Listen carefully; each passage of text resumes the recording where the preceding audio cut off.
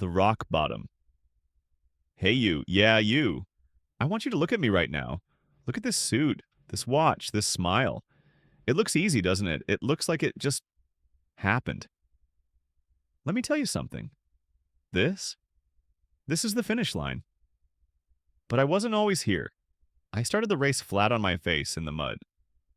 5 years ago, I was broken. I was sleeping on a lumpy mattress on my friend's couch because I couldn't afford my own place. My bank account had $3.42 in it. For real. I remember checking it on a cracked phone screen, feeling my stomach sink. I had a college degree that felt like a worthless piece of paper. I was applying for 10, 15 jobs a day and getting nothing back but automated rejection emails. We've decided to move forward with other candidates.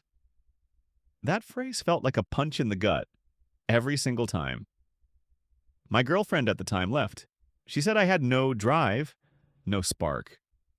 And she was right. I was a ghost. I'd stay up until 3 a.m. scrolling through social media, watching other people live their best lives, while I was eating cold pizza for the third day in a row. The shame was a physical weight on my chest. I'd look in the mirror and I wouldn't even recognize the guy staring back. My own reflection was a disappointment. The turning point.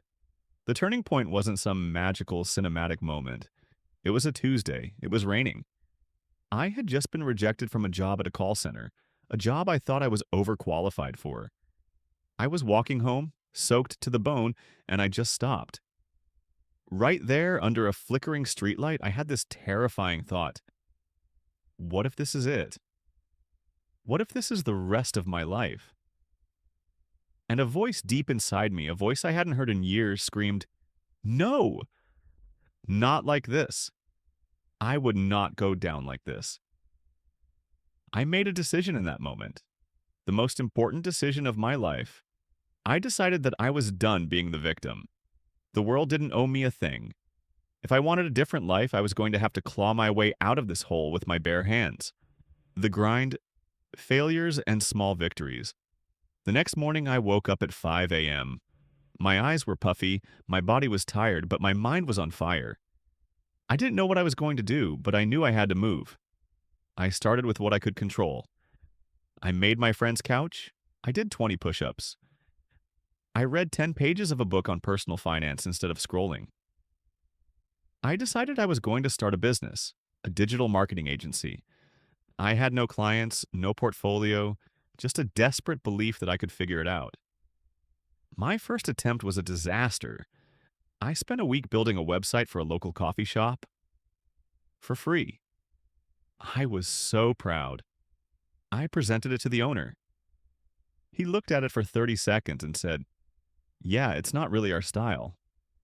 He didn't use it. Failure. I cold called 50 businesses in one day. 49 hung up on me or said no. One guy said, "Sure, kid, show me what you got." I stayed up for 48 hours straight working on his proposal. I poured my soul into it. He picked it apart, took my ideas, and did it himself. Another failure. But something was different this time. With each failure, I was learning. I was getting tougher. The no's weren't punches anymore. They were data points. They were telling me what not to do. Then I got my first yes. A small family-owned bookstore. I built them a simple social media plan. It worked. Their sales went up 15% that month. The owner, a sweet older woman, gave me a $200 bonus and a hug. That hug, that tiny victory, it was like a shot of adrenaline to my heart. It was proof. Proof that I wasn't worthless. Proof that the effort could pay off. So I doubled down. I worked while others were sleeping. I learned while others were entertained. I was rejected 100 more times. But I also landed 3 more clients, then 10. I reinvested every single dollar back into my skills, my business, my mind. There were days I wanted to quit, days where the doubt would creep back in. But I had made a promise to that broken guy under the streetlight. I would not go back. The finale, the message to you. And slowly, things started to change. The lumpy couch became my own apartment. The $3.42 became $3,000, then $30,000. The shame was replaced by a quiet, unshakable confidence. But this story isn't about the car I drive or the money in my bank account. This is about the person I became in the process, the person you are meant to become. Look, I don't know what your rock bottom looks like. Maybe it's a financial hole, a broken relationship, a dream that feels dead, or that same voice of doubt that screams, "You're not good enough." But I am here today to look you dead in the eye and tell you one thing. You are stronger than that voice. That mountain in front of you? You were born to climb it. That struggle you're in? That is where your character is forged. It's in the dark, in the struggle, in the pain that you find out who you truly are. So I need you to listen to me right now. You must work, not when you feel motivated. Motivation is a myth. It's a fleeting feeling. You work when you're tired. You work when you're scared. You work when you don't see a way out. You put one foot in front of the other every single day. Don't give up. The world will test you. You will fail. You will get knocked down.